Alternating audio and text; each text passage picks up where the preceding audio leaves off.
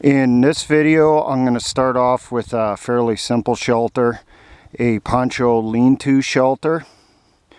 The materials we used was one poncho for the overhead cover, the tarp folded in half for our ground sheet, 3 lengths of 550 cord, and 5 stakes.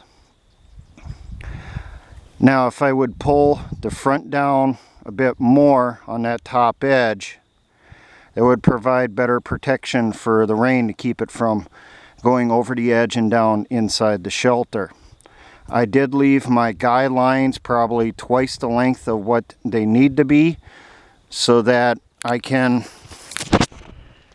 if the weather looks like it's going to rain, take the excess length here, tie it the excess length from both stakes to the center eyelet to pull it forward a bit, giving me more of a rain fly going across to keep rain from coming in. But during sunny weather like this, no rain in sight, just leave that excess off on the sides so that you have easier access into the shelter. Now I'll go over some of the specifics on the construction.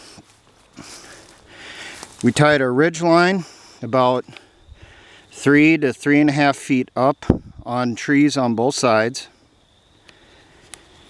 We have a guy line tied on each of the front corners, going to stakes that are located about 3 feet from the tree. It's the same on the other side. You can see we angled the short side of the poncho on the sides. The long side is the front and back so that you can fit underneath easily for sleeping. We have stakes at both rear corners, and then we pulled the center back. We put an additional stake there. Now the hood, you need to pull it tight, then take the strings and tie the hood off so that no rain can get inside. The back side of your lean-to should be in the direction of the prevailing wind. So the way you're looking at it right now, the wind would be coming from my back, hitting the back side of the tent, of the lean-to. This is a one-person shelter.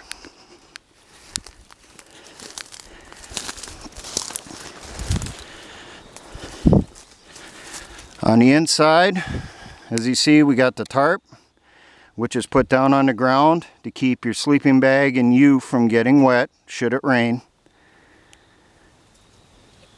You can put your rucksack in there, depending on the size of the ruck, your weapon, and your gear. If you're going to use some type of fire for staying warm at night because it's late in the year or it's in early spring and you're doing this construction, put the fire out here in front of the shelter. Dig yourself a small pit.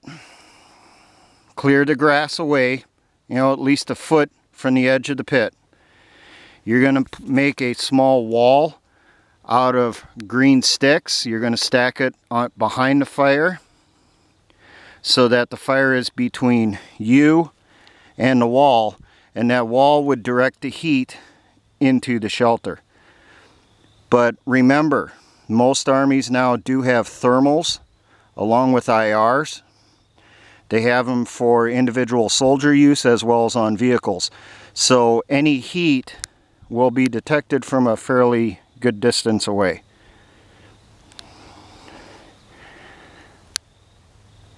This is your basic hasty shelter for when you're in the field.